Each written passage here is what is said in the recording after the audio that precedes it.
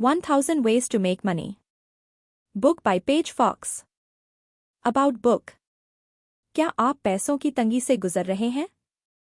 क्या आप कर्जे में हैं? क्या आप पैसे कमाने के तरीके ढूंढ रहे हैं? तो इस समरी को पढ़िए। यहाँ आप ऐसे लोगों के बारे में जानेंगे जिन्होंने अलग अलग तरीकों से पैसे कमाए हैं। आपके पास कितनी अपॉर्चुनिटी है ये जानकर आप खुद हैरान रह जाएंगे। शिकायत करना बंद कीजिए और काम करना शुरू। पैसा आपकी पहुंच के अंदर ही है, बस आपको मेहनत करनी है और उस तक पहुंचना है। यह समरी किसे पढ़नी चाहिए? College student, young adults, freelancer, ऐसे लोग जो पैसा कमाने का जरिया तलाश रहे हैं, बेरोजगार लोग। इंट्रोडक्शन। पैसा ये किसी को भी खुश कर सकता है। क्या आपने सोचा है कि लोग इसे कैसे कमाते होंगे? क्या वो कई जॉब्स करते हैं? आखिर बहुत सारे पैसे कमाने के लिए आपको करना क्या होगा? इस समरी में आपको पैसे कमाने के अलग अलग तरीके बताए जाएंगे जिन्हें जानकर आप हैरान रह जाएंगे। ये समरी 9 से 5 बजे वाली जॉब की बात तो बिल्कुल भी नहीं करेगी। ये बात करेगी पैसे कमाने के 1000 तरीकों के बारे में। इसे समझने के बाद आप कहे बिना नहीं रह पाएंगे कि अरे वाह, पैसे कमाना इतना आसान तो कभी नहीं था। How to get a place. Timothy अभी हाल ही में कॉलेज से ग्रेजुएट हुआ है और वो अपने लिए आने वाली सभी अपॉर्चुनिटी के बारे में सोचकर बहुत एक्साइटेड है। वो जिम्मेदार है, डेडिकेटेड है और उसके पास बैचलर की डिग्री भी है। उसे कौन अपने यहाँ जॉब नहीं देगा? लेकिन जॉब ढूंढने के 1 महीने बाद भी टिमोथी को कोई जॉब नहीं मिली थी। अब वो बहुत निराश होने लगा था। क्या वो मेहनत नहीं कर रहा था या क्या वो भरोसे के काबिल नहीं था? टिमोथी वाकई बहुत काबिल है। टॉप पोजीशन पर बैठे लोगों को ऐसे ही लोग पसंद आते हैं जो उनकी तरह हों। न्यूयॉर्क के मिलियनेयर रोज ने तो यही कहा है। जवान लोग बहुत बढ़िया आइडिया देते हैं और बहुत क्रिएटिव होते हैं। रोज ये भी कहते हैं कि जॉब पोजीशन कभी भी बनाई जा सकती है। अगर कंपनी चाहेगी तो वो किसी भी इंसान के लिए जगह बना ही देगी। लेकिन इस इन्फॉर्मेशन का टिमोथी को क्या करना चाहिए? वो तो अभी भी जॉब ढूंढने में लगा है। लेकिन उसे वो भी याद रखना चाहिए जो रोज ने कहा है। उसे ऐसी कंपनी के लिए ही काम करना चाहिए जिसे उसकी वैल्यू पता हो। कंपनी ऐसी होनी चाहिए जो टिमोथी की स्किल्स को और ज्यादा बढ़ा सके, क्योंकि इस तरह उसकी और कंपनी दोनों की तरक्की होगी। अब आपके बारे में बात करते हैं। आपको क्या लगता है कि आप अपने काम में कहाँ हैं और अपने लिए जगह कैसे बनाते हैं? आपको खुद को अट्रैक्टिव बनाना होगा। आपको अपनी क्वालिटीज बढ़ानी होंगी जिससे कि एम्प्लॉयर खुद आपको जॉब पर रखना चाहे। तो ये क्वालिटीज क्या हैं? हमेशा मेहनत करते रहिए। कोई भी एम्प्लॉयर कभी ऐसे इंसान को नहीं निकालता है जो मेहनती होता है। आप जो भी काम करते हैं उसमें अपना बेस्ट दीजिए। इंटरव्यू में अपना सच्चा या जेन्युइन इंटरेस्ट दिखाइए। इंटरव्यू लेने वाले को बताइए कि आप अपनी स्किल्स को अपनी जॉब में यूज करने के लिए कितने एक्साइटेड हैं। एक जोशीले इंसान का इम्पैक्ट सुस्त इंसान से ज्यादा अच्छा होता है। हमेशा वही कीजिए जो आपको पसंद हो, क्योंकि ऐसा कहा जाता है कि इंसान को जो पसंद हो वो उसे सबसे बेहतर तरीके से करता है। यही बात आपके काम के लिए भी अप्लाई होती है। अपने पसंद के फील्ड में जाने से आपको क्या रोक रहा है? अपने आप को रोकिए मत। रायन इकोनॉमिक्स का स्टूडेंट था। उसने खुद को एक बड़े बैंक में काम करते हुए इमेजिन कर लिया था। लेकिन फिर रायन ने एक आर्ट एग्जिबिशन देखा। वो ये देखकर बहुत इम्प्रेस हुआ कि हर एक पोर्ट्रेट में कितनी मेहनत लगी है। रायन को इस कला से प्यार हो गया। उसने इकोनॉमिक्स में डिग्री तो ली, लेकिन बाद में रायन ने अपने अंदर के आर्टिस्ट की पुकार सुनी और उसका आर्ट को लेकर पैशन ही इस फील्ड में उसकी सक्सेस का राज बना। हमेशा सच बोलिए। जब भी इंटरव्यूअर आपसे कुछ पूछे तो उसका सच सच जवाब दें। वो आपकी सच्चाई को पसंद करेंगे। अगर आप पंक्चुअल नहीं हैं तो झूठ मत बोलिए, क्योंकि अगर उन्होंने आपको काम पर रखा तो उन्हें खुद ही असलियत दिख जाएगी कि आप सच बोल रहे थे या झूठ। यही छोटे छोटे झूठ आपका बड़ा नुकसान कर सकते हैं। ऐसा होने से कंपनी आपके कैरेक्टर पर डाउट करने लगेगी और यही डाउट आपके प्रमोशन में बाधा बन सकता है। ऑब्जर्व कीजिए, ज़्यादा से ज़्यादा ऑब्जर्व कीजिए। मान लीजिए कि आपको जॉब मिल जाती है लेकिन वो पोजीशन नहीं जो आप चाहते थे, तो निराश मत होइए और इसे एक अपॉर्चुनिटी के रूप में देखिए। आप अपनी करंट पोजीशन को कैसे इस्तेमाल कर सकते हैं? आप इससे क्या सीख सकते हैं? एग्जाम्पल के लिए, मेसी एक नए रेस्टोरेंट में वेट्रेस थी, लेकिन वो किचन स्टाफ का हिस्सा बनना चाहती थी लेकिन किचन स्टाफ पहले से ही फुल था। वेटर का काम करके मेसी के अंदर काइंडनेस यानी दया और पेशेंस आने लगी। उसने सीखा कि एक गुस्सैल कस्टमर कैसे एक स्माइल से शांत हो सकता है। उसने ये भी जाना कि ज्यादा काइंडनेस उसे ज्यादा टिप्स दिलवाती है। तो इस तरह मेसी जिस सिचुएशन में थी, उसने उससे बहुत कुछ सीखा और उसका फायदा उठाया। अगर आपने इन स्टेप्स को फॉलो किया तो एम्प्लॉयर खुद आपके पास आएगा, क्योंकि एम्प्लॉयर ये अंदाज़ा लगा सकते हैं कि किसमें कितना पोटेंशियल है। अपने अंदर इतनी अच्छी आदतें डेवलप कीजिए कि एम्प्लॉयर आपको काम पर रखने के लिए एक दूसरे से लड़ पड़े। Starting in business. जिल एनर्जी और जोश से भरी हुई औरत है जो अपनी खुद की बॉस बनना चाहती है, वो किसी के अंडर काम नहीं करना चाहती। उसने कई जॉब्स में काम किया है, वो भी अलग अलग फील्ड में।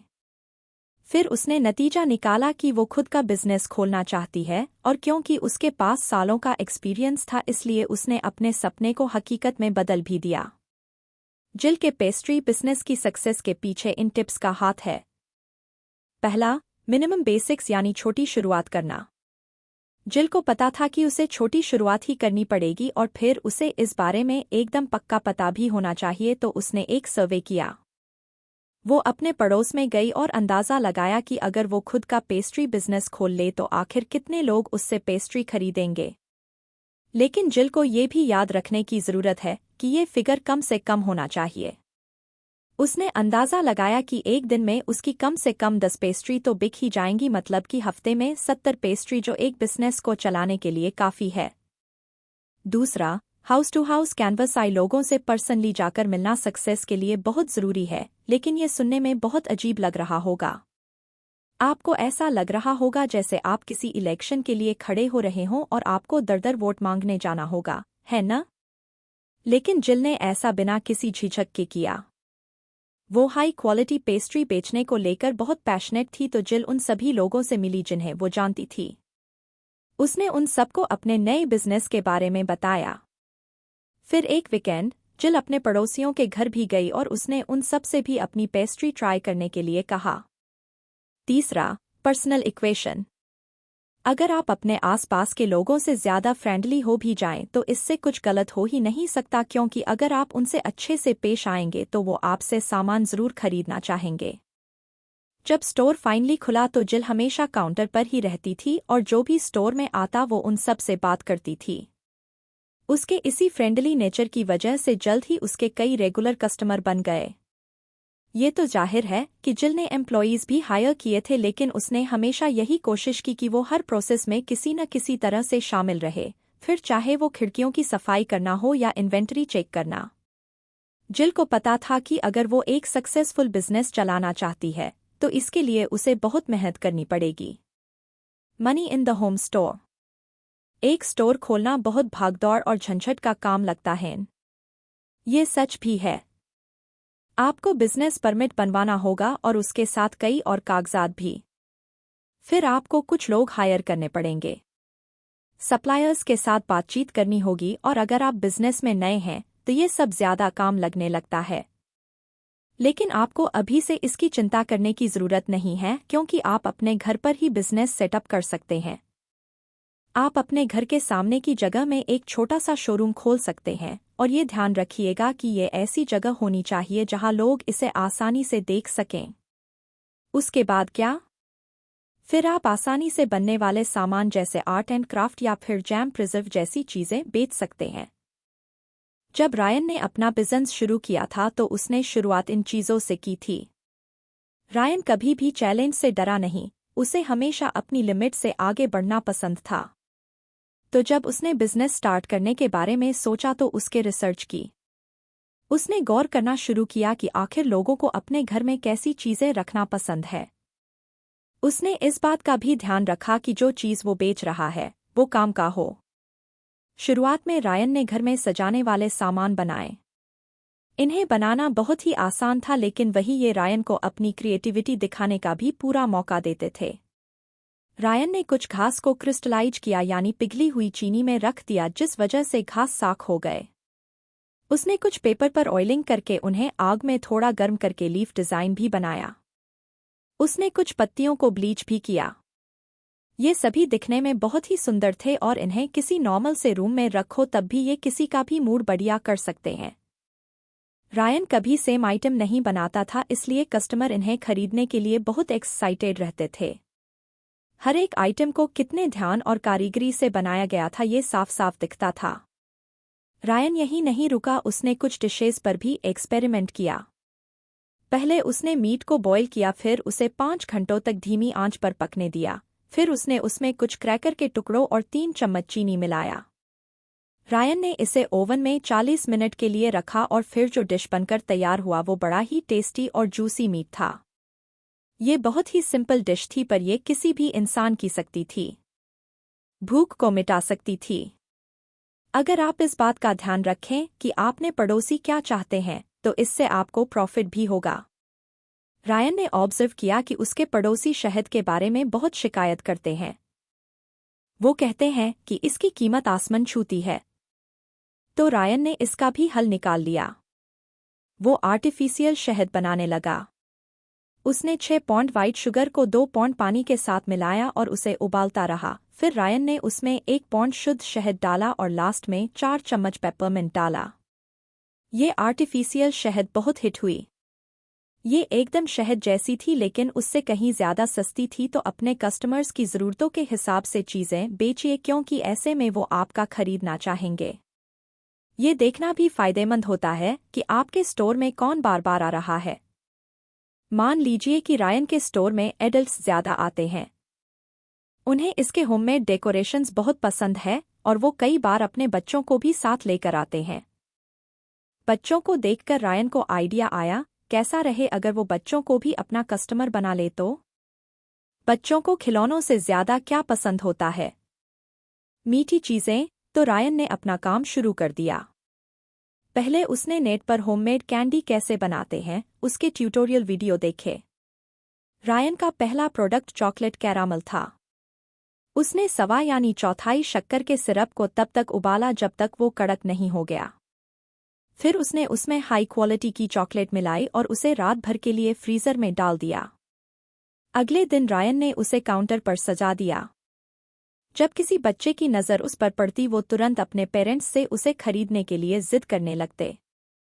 हमेशा चीज़ें नोटिस कीजिए और कस्टमर की ज़रूरतों के हिसाब से प्रोडक्ट बनाइए। लेकिन थोड़ा बहुत एक्सपेरिमेंट करना कभी मत भूलिएगा।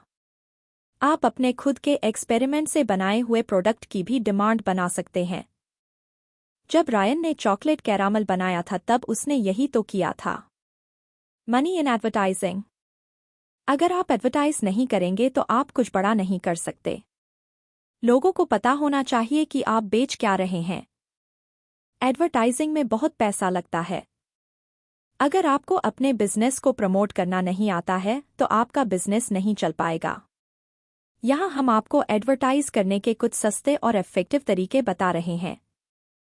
रीज जब यंग थी तब उसे किताबें पढ़ने का बहुत शौक था। रीडिंग की ही वजह से उसकी वोकैबलरी भी बहुत अच्छी हो गई थी। अभी वो स्किन केयर ब्रांड की मार्केटिंग डायरेक्टर है। क्योंकि उसे रीडिंग का शौक था इसलिए वो रिडल्स यानी पहेलियां भी बहुत अच्छी बना लेती है और इस टैलेंट को वो अपनी जॉब में यूज करती है। क्लाइंट्स ये सब देखकर बहुत अट्रैक्ट होते हैं। जॉनथन रीज के साथ काम करता है, लेकिन लिखने के बजाय उसका रुझान आर्ट की तरफ ज्यादा है। जो पहेलियां रीज बनती है उन्हें वो कार्टून के जरिए प्रेजेंट करता है। अगर कस्टमर इसे ठीक से सॉल्व कर लेते हैं तो उन्हें एक वाउचर दिया जाता है। ये पहेलियां और आर्ट कस्टमर्स को अट्रैक्ट करने का जबरदस्त तरीका है। उनकी स्किन केयर ब्रांड बहुत जल्दी पॉपुलर हो गई थी और एक पॉइंट पर तो ये इंटरनेट पर बहुत वायरल भी हुई। जब वो इसे और ज्यादा दिलचस्प बनाना चाहते हैं तो रीज और जॉनथन पजल बनाने लगते हैं। दोनों के टैलेंट को मिलाकर एक बेमिसाल आउटपुट सामने आता है। ये दोनों पैसे कमाने के लिए सिर्फ स्किन केयर ब्रांड पर ही डिपेंड नहीं करते, बल्कि ये अपने टैलेंट से दूसरी कंपनियों के लिए भी क्रिएटिव कंटेंट बना सकते हैं। वो इलस्ट्रेशन, पहेलियां और पजल्स अलग अलग बिजनेस को बेच सकते हैं। मान लीजिए कि रीज एडवर्टाइजिंग बिजनेस में आ जाए तो उसकी राइटिंग स्किल्स की वजह से वो एक एसेट की तरह देखी जाएगी और कई कंपनियां उसे काम पर रखना चाहेंगी। पहेलियों के अलावा रीज कहानियां भी बड़ी अच्छी बना लेती है। बिजनेस के जो भी प्रोडक्ट्स और सर्विसेज होते हैं वो उन सब के लिए कहानियां बनाती है जो न्यूज़पेपर और मैगजीन में भी छपते हैं। एडवर्टाइजर्स को ये अच्छे से पता है कि लोग कहानियां पसंद करते हैं, इसलिए वो इन्हें यूज करते हैं। अब आप सोच रहे होंगे, मैं तो रीज और जॉनथन जितना टैलेंटेड हूं ही नहीं, और हो सकता है कि न्यूज़पेपर में ऐड देने के लिए आपके पास पैसे न हों। आपकी चिंता बिल्कुल जायज़ है। एडवर्टाइजिंग करना मुश्किल है, और तब तो और ज़्यादा जब आप अभी अपना बिजनेस स्टार्ट ही कर रहे हों, क्योंकि अभी आप एडवर्टाइजिंग के लिए पैसे नहीं दे सकेंगे। तो क्यों न छोटे तौर पर स्टार्ट करें? अपने बिजनेस के बारे में पैम्फलेट छपवा लीजिए।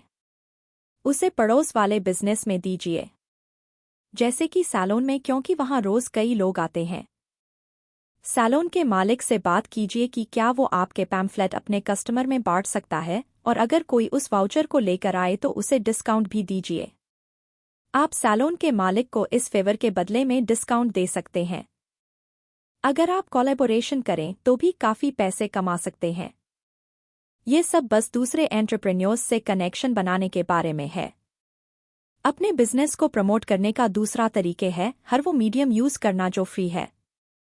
अपने फ्रेंड्स और फैमिली मेंबर्स से कहिए कि वो दूसरों को बताएं कि आप क्या कर रहे हैं। अपने बिजनेस के बारे में ऑनलाइन पोस्ट डालते रहिए। फ्री सेमिनार अटेंड कीजिए, वहां आपको मार्केटिंग करने में भी मदद मिलेगी। ये सब शुरुआत के कुछ महीनों में मुश्किल लग सकता है, लेकिन आपको रिजल्ट जल्द ही देखने मिलेंगे। याद रखिए कि रातों रात कोई तरक्की नहीं कर लेता। अपनी मेहनत का फल आपको धीरे धीरे दिखेगा। धीरे धीरे आपके बिजनेस को ज्यादा लोग पसंद करेंगे। सोशल मीडिया पर आपके फॉलोअर्स और लाइक्स बढ़ने लगेंगे। बस जहां हैं वहीं रुके रहिए और अपना काम करते रहिए। Miscellaneous ways of making money. Aubrey को पैसों की सख्त जरूरत थी। उसे जॉब से निकाल दिया गया था और उसके पास बिल्कुल भी सेविंग नहीं थी। उसके बिल्स लगातार बढ़ते जा रहे थे।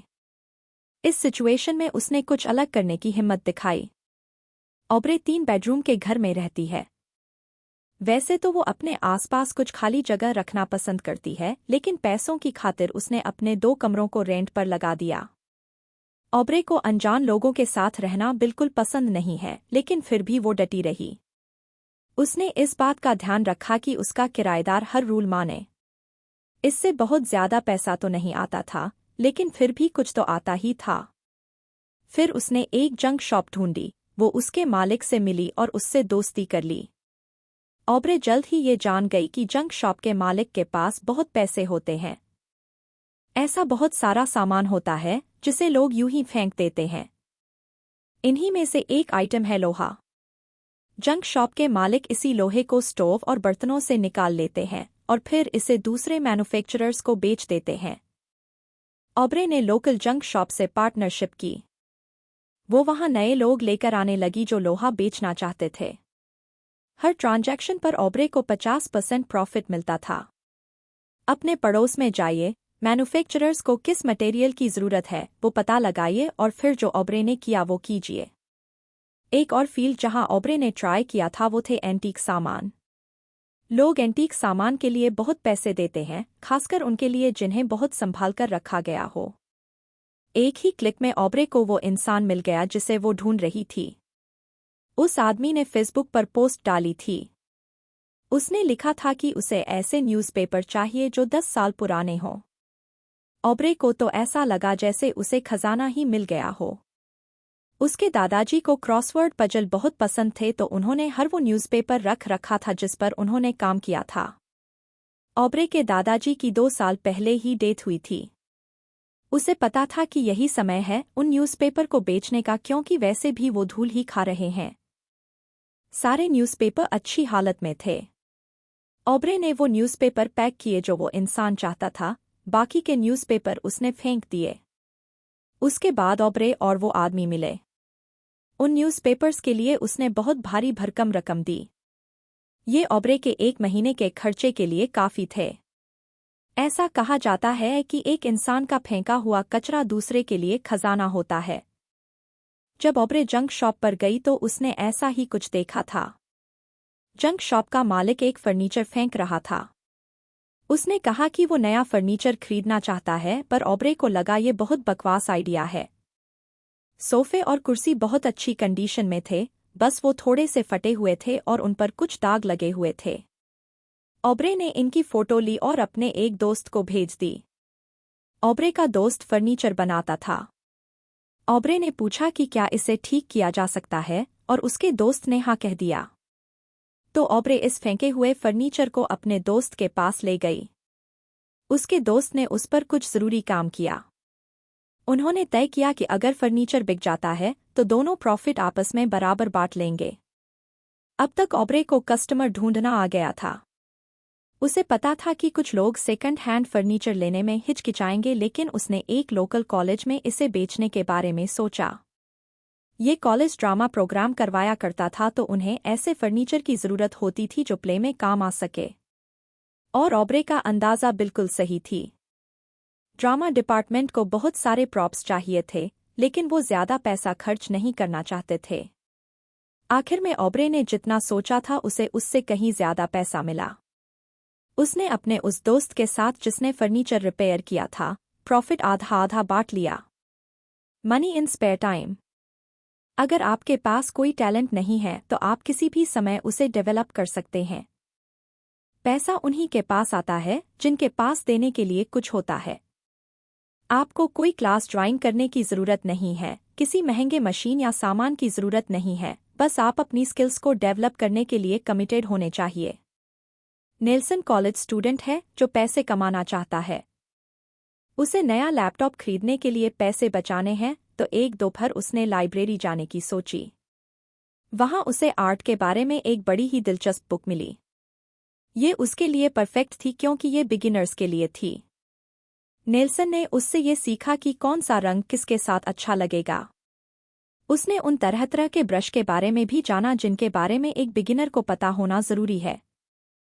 वो हर दिन 10 मिनट कुछ ना कुछ पेंट करने के लिए निकालने लगा। नेल्सन ने ऐसा 1 साल तक किया, जिस वजह से उसके ब्रश के स्ट्रोक्स बेहतर होने लगे, उसके काम में निखार आने लगा। फिर लोग उसे अपने लिए आर्ट बनाने के लिए रखने लगे। इस काम से मिले पैसों से नेल्सन ने फाइनली लैपटॉप खरीदा। एरियल भी एक कॉलेज स्टूडेंट है। जब वो हाई स्कूल में थी तो उसे कैलीग्राफी का बड़ा शौक था। अब कॉलेज में उसने अपनी कैलीग्राफी स्किल्स को इस्तेमाल करने का सोचा। एरियल अपने अपार्टमेंट के पास वाले स्टोर के लिए साइन बनाने लगी। ये अपनी स्किल्स को डेवलप करने का अच्छा तरीका है। शुरुआत में तो वो साइन फ्री में बनाती थी, लेकिन बहुत सारे स्टोर ओनर्स जोर देने लगे कि वो उससे काम तभी करवाएंगे जब वो उनसे पैसे लेगी। जो पैसे उसने कमाए थे उससे उसने नए ब्रश खरीदे और कैलीग्राफी सीखने के लिए किताबें भी खरीदीं। न्यूज़ स्पीड और एक्यूरेसी के बारे में है। डायना राइटर है जो अपनी खुद की बॉस बनना चाहती है। वो न्यूज़ लिखना चाहती थी।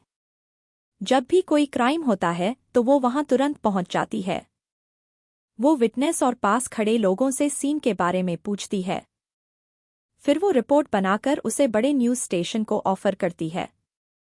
ये न्यूज़ स्टेशन हमेशा उसकी न्यूज़ को खरीद लेते थे क्योंकि डायना की राइटिंग स्किल लाजवाब और एक्यूरेट होती थी। लाइब्रेरी एक ऐसी बिल्डिंग हो नॉलेज का भंडार है। बेन हर रोज इसका फायदा उठाता है। वो हाई स्कूल स्टूडेंट है।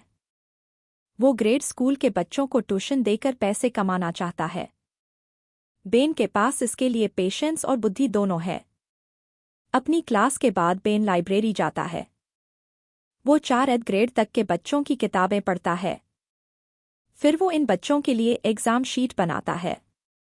जो भी पैसे बेन कमाता है वो सीधा कॉलेज फंड में जाता है। कंक्लूजन। आपने पैसे कमाने के कई तरीके सीख लिए हैं। इस बात से कोई फर्क नहीं पड़ता कि आप अमीर हैं या गरीब। ये इस बारे में है कि आप किसी मौके का कितना फायदा उठा सकते हैं। सबसे पहले आपने जॉब ढूंढने के बारे में जाना। बहुत से सीईओ ने ये बात मानी है कि अगर वो चाहें तो कंपनी में नई पोजीशन बना सकते हैं, खासकर तब जब कोई शख्स अपनी काबिलियत को साबित करके दिखाए। आप अपने स्किल्स को डेवलप करके अपने पोटेंशियल को साबित कर सकते हैं। हमेशा पैशनेट बने रहिए और मेहनत करने से जी मत चुराइए। दूसरा, आपने सीखा कि बिजनेस चलाना इतना मुश्किल नहीं है जितना लगता है। आपका बिजनेस तुरंत बड़ा या हिट नहीं होगा। सक्सेस के लिए आपको बहुत सारा काम करना पड़ेगा। अंदाजा लगाइए कि रोज आपके पास कितने कस्टमर हो सकते हैं। ये मिनिमम नंबर आपको इस बात की गारंटी देगा कि आपका बिजनेस चलता रहेगा। पड़ोस में जाने का टाइम निकालिए। अपने पड़ोसियों को अपने स्टोर में बुलाइए। कस्टमर ये देखकर बहुत खुश होंगे कि आप अपने बिजनेस को लेकर कितने पैशनेट हैं। हमेशा एक वार्म यानी फ्रेंडली व्यवहार बनाकर रखिए। जो ओनर्स मिलनसार और हंसमुख होते हैं, उनका बिजनेस बहुत जल्दी बढ़ता है। अपने बिजनेस को बहुत अच्छे तरीके से जानिए, फिर चाहे वो सफाई हो या प्रॉफिट और एक्सपेंस। तीसरा, आपने सीखा कि बेबी स्टेप्स लेना भी ठीक है। अगर आप एकदम से बिजनेस नहीं खोल सकते तो कुछ और कर सकते हैं। आप कुछ यूनिक आइटम बना सकते हैं, जैसे कि होममेड डेकोर। आप होममेड खाना भी बना सकते हैं। जो बात जरूरी है वो ये है कि आप अपने कस्टमर की ज़रूरतों को समझें। आप किसी खास एज ग्रुप के लिए प्रोडक्ट बनाकर उसकी डिमांड क्रिएट कर सकते हैं। चौथा, आपने सीखा कि एडवर्टाइजिंग से पैसा कैसे कमाएं। फिर से आप ऐड के लिए अपनी स्किल्स का फायदा उठा सकते हैं। सोचिए, आपके पास लिखने का या आर्ट का टैलेंट नहीं है तो आप दूसरे बिजनेस के साथ पार्टनरशिप या कोलैबोरेशन कर सकते हैं। ये अपने फील्ड में कॉन्टैक्ट बनाने का भी अच्छा तरीका है। पांचवा, आपने सीखा कि कैसे रिसोर्सफुल बना जाए। पैसे कमाने का हमेशा कोई न कोई तरीका होता है, बस उसे पाने का आप में जुनून होना चाहिए। कोई भी जॉब छोटी नहीं होती है। छठी बात जो आपने सीखी वो ये कि आप में जितनी स्किल्स होंगी आपको हायर किए जाने के चांस उतने ही हाई होंगे। अपनी स्किल्स को डेवलप करना कभी मत छोड़िए, ये आपको एक दिन जरूर अमीर बनाएगी। तो अब आप पैसे कमाने के बहुत सारे तरीके जान गए हैं। आप ये टिप्स यूज कर सकते हैं या फिर आप खुद के भी तरीके निकाल सकते हैं। यहाँ मायने ये रखता है कि आपको कभी खुद को रोकना नहीं चाहिए। जरा नॉर्मल से हटकर सोचिए, क्योंकि पैसा वही होता है जहाँ कुछ नयापन होता है।